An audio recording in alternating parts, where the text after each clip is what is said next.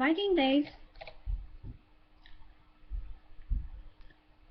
I get up whenever I wake up, then make my way down to a local cafe with free Wi-Fi. I set up my laptop, order coffee and breakfast, and start writing. Getting out of the house means I am not distracted by all of the other stuff I should do at home, from washing the dishes to finally fixing that loose door handle. Also, the cafe has noise, music, people coming in and out, and while this may not work for everyone, it's a nice level of distraction for me, and actually allows me to concentrate better than I do in a quiet office. This may be the most important tip.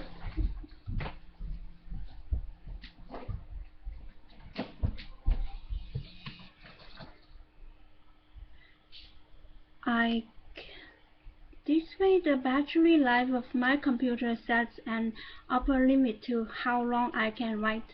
I can sit there all day. I have 31.5 hours at the most.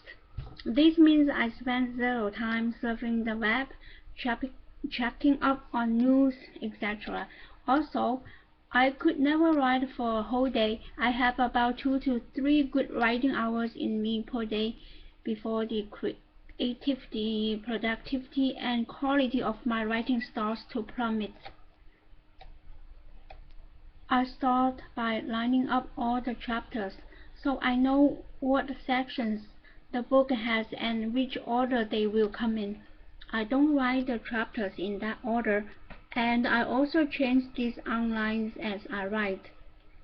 But I do know where each chapter will fit, and approximately what it will contain. This saves me from moving a lot of text around, and it also makes it easier to write chapters without always having to refer to something that's coming later in the book. Something I find sloppy and indicative of a messy structure. Every morning I work on the chapter that interests me the most that day, because I have the overall structure in mind. I don't need to tackle the chapters in sequence. If I feel like writing about my happiness at work is important to you and me, I do that. If the question, what is happiness at work, is on my mind, I write about it. I write about that. This helps make the writing process fun and less of the chore. There is a corollary: if you don't want to write, don't. Writing is really fun, productive, or good when you are not in the mood. Instead of forcing yourself to write, consider if there is something you can do to change that, like going out to write, or if maybe it's just time for a day off from writing.